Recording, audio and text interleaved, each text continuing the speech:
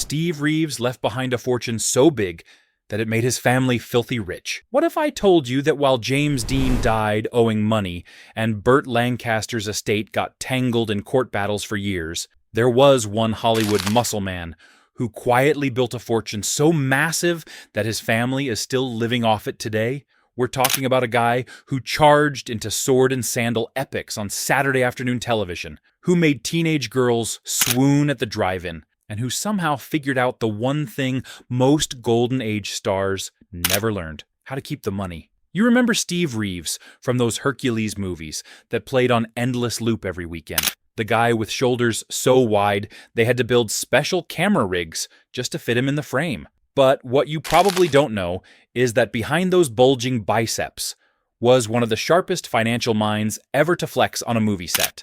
Today, we're counting down the 10 ways Steve Reeves built an empire that would make his heirs richer than most of his Hollywood contemporaries ever dreamed of being. He started with more than most stars ever saw before. Steve Reeves ever stepped in front of a movie camera, he was already making money that would make a studio contract player weep with envy. Back in 1947, when most returning servicemen were scraping by on the GI Bill, Reeves won the Mr. America title and walked away with prize money that, adjusted for inflation, would be worth about $40,000 today. Remember, this was an era when a new Chevrolet cost $1,200, and you could buy a house for $8,000. But here's where Reeves showed the financial savvy that would define his entire career. He didn't blow it on flash. While other bodybuilders were buying fancy cars and living it up, Reeves reportedly put most of that prize money into savings, bonds, and conservative investments. According to his training partner from that era, Reeves said something that would become his philosophy: muscles fade, but money invested right can grow forever. He won Mr. World in 1948 and Mr. Universe in 1950, and each time, most of that prize money went straight into his growing nest egg. By the time Hollywood came calling in the mid-1950s, Steve Reeves already had more money in the bank than some contract players earned in a year at MGM. His bodybuilding empire never really ended. You remember seeing Steve Reeves on those Muscle magazine covers at the drugstore newsstand, right? Those black and white photos of him hoisting barbells, flexing in leopard skin trunks, looking like he'd been carved from marble. Well, here's what most people never realized. Reeves negotiated licensing deals for his image that kept paying him long after he stopped competing.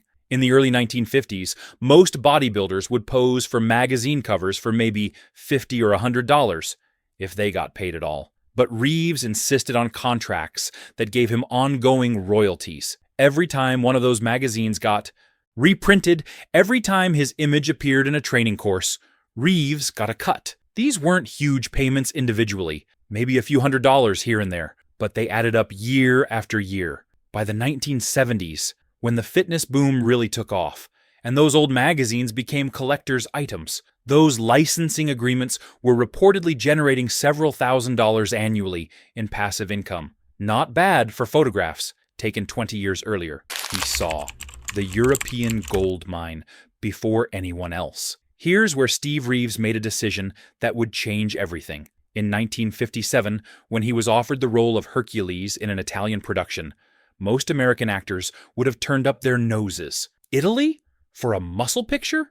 The major studios looked at Italian cinema the way you'd look at a roadside carnival. But Reeves did something that proved he was smarter than the studio executives. He negotiated for a percentage of the profits instead of just a flat fee. Most actors would take their $5,000 or $10,000 and call it a day. But Reeves structured his Hercules contract to give him 10% of the worldwide box office. When Hercules became a massive international hit in 1958, earning over $20 million globally, Reeves walked away with roughly $2 million. That's the equivalent of about $20 million in today's money. Clark Gable was earning maybe $200,000 per picture at the time. For Hercules Unchained in 1959, he negotiated an even better deal, allegedly 15% plus a hefty upfront fee. According to Italian film producer Joseph E. Levine, Reeves made more money from 2 Hercules movies than most contract players earned in a decade at the major studios. While guys like Rock Hudson and Tony Curtis were locked into studio contracts, Steve Reeves was banking millions as an independent operator. The studio system never got its claws into him, which meant it never got its claws into his money. He turned down millions to protect his future. At the height of his European success, when producers were throwing money at him to make more sword-and-sandal pictures, Steve Reeves walked away, just stopped. In 1964, after making about 15 of these films, Reeves turned down a contract that would have paid him a guaranteed $3 million over 3 years. That's roughly $30 million in today's dollars. But Reeves had seen what happened to actors who got typecast, who kept doing the same role until audiences got tired of them. According to interviews he gave later, Reeves made a calculated decision: quit while he was ahead, take his money, and invest it wisely, rather than chase every paycheck until the well ran dry. Many of his sword and sandal contemporaries kept making these pictures into the late 1960s until the genre died out. By then, they were too typecast for anything else, ending up doing commercial work and convention appearances to make ends meet. But Steve Reeves, at 38 years old, walked away with his fortune intact and his reputation as a smart businessman growing by the day. His California real estate made him millions while he slept. While Steve Reeves was making movies in Europe, he wasn't just banking his paychecks. The man was buying California real estate like he was stockpiling for the apocalypse. And remember, this was the late 1950s and early 1960s, when you could still buy significant acreage in places that would later become some of the most valuable land in America. According to property records, Reeves purchased at least 6 properties in Southern California between 1958 and 1963. Picture this: a ranch-style home in the San Fernando Valley that he bought for $35,000, which would eventually be worth millions. A small apartment complex in West Hollywood generating rental income every month. Some undeveloped land in what would become Thousand Oaks, purchased for practically nothing. One of his old neighbors recalled that Reeves would come back from filming in Italy, look at property listings, and buy places sight unseen if the numbers made sense. The beauty of Reeves's strategy was that he never overextended himself. He bought properties he could afford outright or with very small mortgages. By the mid-1970s, when California real estate values started skyrocketing, Steve Reeves was sitting on a property portfolio worth several $million. And unlike actors who bought one big mansion in Beverly Hills, Reeves' diversified holdings meant multiple income streams and manageable costs. The man wasn't just strong physically, he was financially bulletproof. He built a second career. Nobody saw coming after Steve Reeves retired from movies in the mid-1960s. He didn't sit around Hollywood hoping for comeback roles. Instead, he moved to a 180-acre ranch in Valley Center, California, and became a horse breeder. Now, this wasn't some vanity project where he played gentleman rancher on the weekends. Reeves went into it seriously, studying bloodlines, investing in quality breeding stock, and running the operation like the business it was. According to articles from Western Horseman magazine, Reeves specialized in Palomino and Appaloosa horses, which were highly sought after for both show and ranch work. His ranch, Sherwood Forest Ranch, became known in equestrian circles for producing high-quality horses that sold for premium prices. But here's the clever part. Reeves leveraged his Hollywood fame to market the horses. When you bought a horse from Steve Reeves' ranch, you weren't just getting quality breeding. You were getting a horse with a story. Buyers could tell people they bought their horse from Hercules himself. That celebrity cachet added value to every transaction. Reeves could reportedly sell horses for 20 to 30% more than comparable animals simply because of who he was. Over 20-plus years, that business likely generated hundreds of thousands of dollars in profit. Steve Reeves understood something fundamental. Your name is worth something, so why not monetize it? He wrote the book on fitness, and it kept paying forever. Remember when bookstores had those spinning wire racks near the checkout counter, usually filled with cheap paperbacks? Well, in the 1960s and 1970s, you'd often find Steve Reeves's training books on those racks. Building the Classic Physique, The Natural Way, came out in 1969, And while it wasn't a massive bestseller, it sold steadily, year after year, decade after decade. When a book sells 50,000 copies over its initial run, then keeps selling in revised editions and foreign translations, those royalties add up significantly. But the book revenue was just the beginning. Steve Reeves became one of the early pioneers of the mail-order fitness course business. You'd see his advertisements in the back of muscle magazines. Build a body like Hercules. Send $19.95 for Steve Reeves' complete training course. These courses were pure profit machines. The production costs were minimal, basically some printing and postage, and Reeves could sell them for $20, $30, even $50 depending on the package. According to business records that came to light years later, Reeves's mail-order fitness business was generating somewhere between $50,000 and $100,000 annually throughout the 1970s and into the 1980s. What made this brilliant was the timing. The 1970s fitness boom created a massive market for fitness information. Suddenly, millions of Americans who'd never thought about exercise were looking for guidance, and there was Steve Reeves with products ready to sell. His name did the marketing. The checks kept arriving month after month, year after year. He avoided every financial trap that destroyed his peers. We need to talk about what Steve Reeves didn't do, because sometimes not losing money is just as important as making it. Think about Hollywood casualties from his era who made millions and died broke. Mickey Rooney married 8 times, losing fortunes to ex-wives and bad investments. Burt Lancaster had so many business ventures go south that his estate was tied up in litigation for years. Even Orson Welles died essentially broke because he kept gambling his money on passion projects. Steve Reeves avoided every single trap. He married once, to Aline Charjarwich in 1955, and they stayed married until his death. One marriage meant no expensive divorces, no alimony payments draining his fortune. He never gambled, reportedly didn't even play cards for money. In an era when half of Hollywood was snorting cocaine and drinking themselves into early graves, Reeves was famously clean living.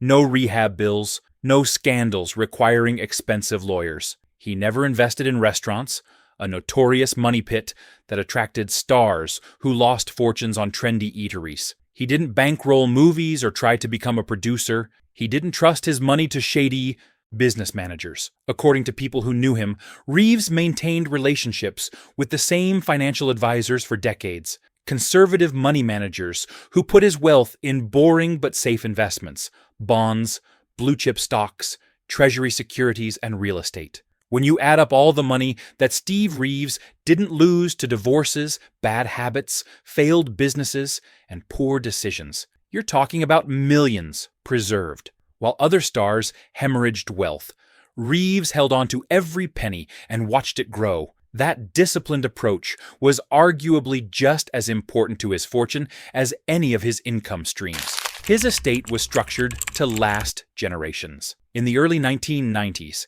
as his health began declining, Reeves began working with advisors to structure his wealth in a way that would minimize taxes and maximize what his heirs would receive. This wasn't just about writing a will. This was sophisticated planning, designed to protect his family's future for decades. According to legal documents that became public after his death in 2000, Reeves established a series of trusts that would control his assets after he passed. These weren't simple arrangements. We're talking about carefully structured trusts designed to avoid the estate taxes that can consume up to 40 or 50% of large inheritances. He placed his real estate into land trusts. His intellectual property rights, image licensing, and book royalties went into separate trusts with specific instructions for management. One particularly clever aspect involved his life insurance policies. Reeves likely had substantial coverage, possibly several $1,000,000, with his wife Aline as beneficiary. Life insurance proceeds are generally tax-free, meaning Aline would receive that money without the IRS taking a bite. This gave her immediate cash to cover any costs without having to sell properties at fire sale prices. The genius of this structure was that it ensured his wealth wouldn't be squandered quickly or decimated by taxes. The trusts imposed spending restrictions and distribution schedules that would prevent heirs from blowing through the fortune in a few years. Some income-generating assets were set up to pay out gradually over decades, ensuring steady income rather than one large lump sum that could be mismanaged. Steve Reeves was ensuring his fortune would last not just for his widow's lifetime, but potentially for generations beyond. The final fortune was staggering, and his estate is still making his heirs rich. When Steve Reeves died on May 1st, 2000, at age 74, his estate was valued at somewhere between $15 and $20 million. Now, I know in today's world that might not sound astronomical, but put this in context.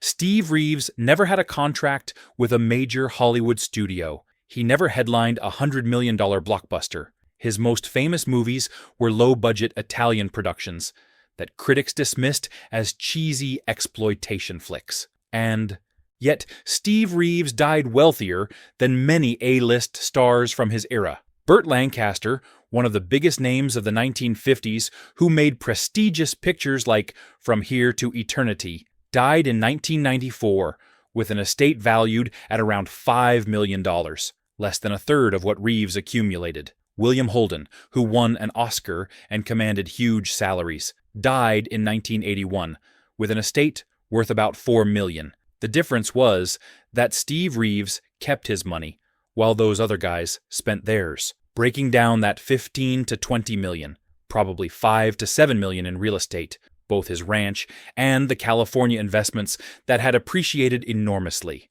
another $2 to $3 million in stocks and bonds, the horse breeding operation, maybe another million or two, and then the intangible assets, the value of his name and likeness rights, his ongoing royalties, the residual value of his film library. But here's the kicker. His estate is still generating significant income more than 2 decades after his death. Every time one of Steve Reeves's Hercules movies airs on television anywhere in the world, the estate gets paid. Every time someone streams these movies on Amazon Prime, there's a payment. According to industry sources, the Steve Reeves film library generates somewhere between $200,000 and $400,000 annually in residuals and licensing fees.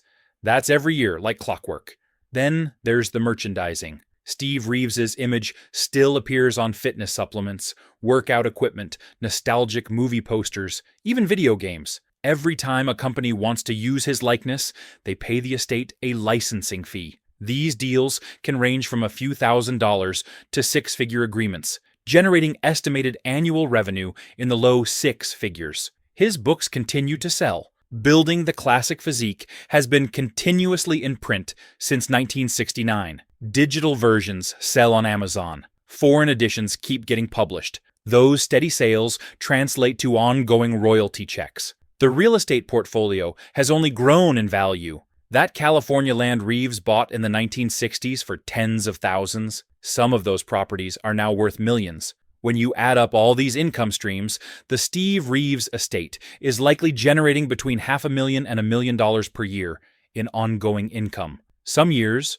with a property sale or large licensing deal, it could be even more. This is wealth that perpetuates itself, that grows rather than diminishes, that will continue supporting his heirs for decades to come. Steve Reeves didn't just build a fortune, he built a financial legacy that operates like a well-oiled machine long after he's gone. While the children and grandchildren of his Hollywood contemporaries often struggle or squabble over what little their famous relatives left behind, the beneficiaries of Steve Reeves's estate live comfortably off the empire he constructed. He proved that you didn't need to be the biggest star in Hollywood to end up the richest. You just needed to be smarter than everyone else about money. So there you have it. The 10 ways Steve Reeves built a fortune so massive that it's still making his family filthy rich today. From his early bodybuilding prizes to his shrewd European film deals, from California real estate to horse breeding, from avoiding every financial trap